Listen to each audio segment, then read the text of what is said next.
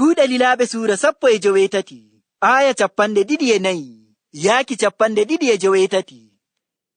Afolos waajini habaru belɗum to gariiri Afisa.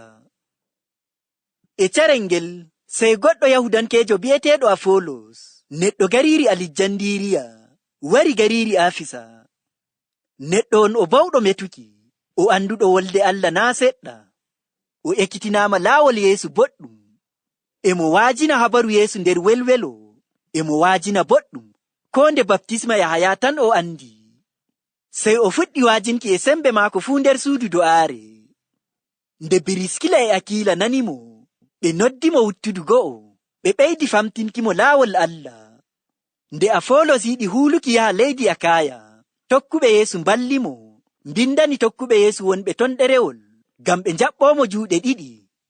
Nde o yotti ton, o warti wallirre mawnde to yimɓe gartuɓe tokkuɓe Yeesu, barka yidde Joomiraawo. O yeddotiri e Yahudanko'en, o do'iɓe yeeso yimɓe fuu, ngam o holliɓe nder deftere seniinde, Yeesu woni Almasiihu. Afolos, o anduɗo wolde Allah, waato deftere seniinde naa seɗɗa, o bo ekkitinaama boɗɗum laawol Yeesu Almasiihu, waato Annabi Iisaa. Ngam non, aya 26 o wi'i, sey o fuɗɗi waajinki e sembe maako fuu nder suudu do'aare. Nde Biriskila e Akiila nani mo, ɓe noddi mo wuttudu go'o, ɓe ɓeydi famtinki mo laawol Allah. En nani ɗo, Afolos fuɗɗi waajinki habaru Annabi Iisaa e sembe muɗum fuu, nder tiinaare e welwelo, e mo hokka yimɓe habaru Annabi Iisaa. En nani, nde Akiila e debbo muɗum Biriskila nani Afolos e waajina habaru Yeesu Almasiihu, waato Annabi Iisaa, sey ɓe noddi mo wuttudu go'o, ɓe ɗawti famtinki mo laawol Allah. Ɓe metani mo dow Annabi Iisaa, waato jonde maako, e kuuɗe maako, e mayde maako dow gaafangal, e ummaaki maako daga mayde. O nani belɗum. Ngam en nani, ndenno maawaaju e baptisma ɗum Annabi Yahaya tan o andi.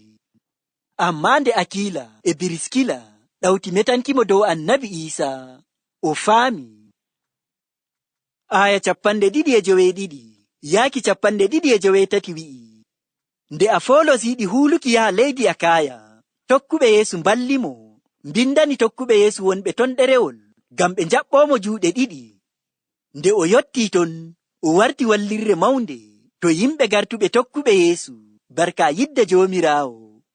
O yeddotiri e Yahudanko'en, o do'iɓe yeeso yimɓe fuu, ngam o holliɓe nder deftere seniinde, Yeesu woni Almasiihu.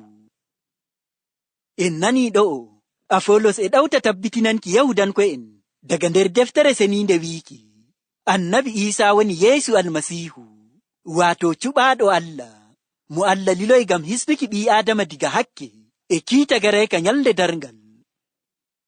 Ngam non, bandiraawo am an hettindittoɗo, habaru Annabi Iisaa mo nanta e ɗum janga nder defte feere-feere, kanko woni Yeesu Almasiihu, mo Allah Joomiraawo liloyi, ngam hisna en enen ɓii Aadama diga hakkeeji meɗen, e kiita maako garayka nyalde darngal.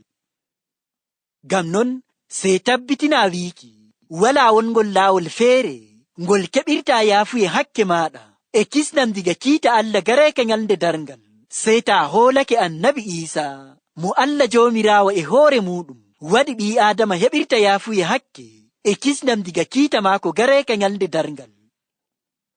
Bandiraawo am, taa tuubii diga hakke maaɗa, a hoolake Annabi Iisaa, se ko wala, a heɓay yaafuye hakke maaɗa, e kisnam diga kiita Allah garayka nyalde darngal, abo nattay wuro Allah waato aljanna. Ngam non, bandiraawo am, sey koolooɗaa Annabi Iisaa, ngam keɓa yaafuye hakke maaɗa, e kisnam diga kiita Allah garayka nyalde darngal, e nattuki wuro Allah waato aljanna. Bandiraawo am, se ko wala to a waɗi non, a nanay seyo e welwelo nder ɓernde maaɗa. Emi do'o Allah hokkuma faamu ɗum. Amin.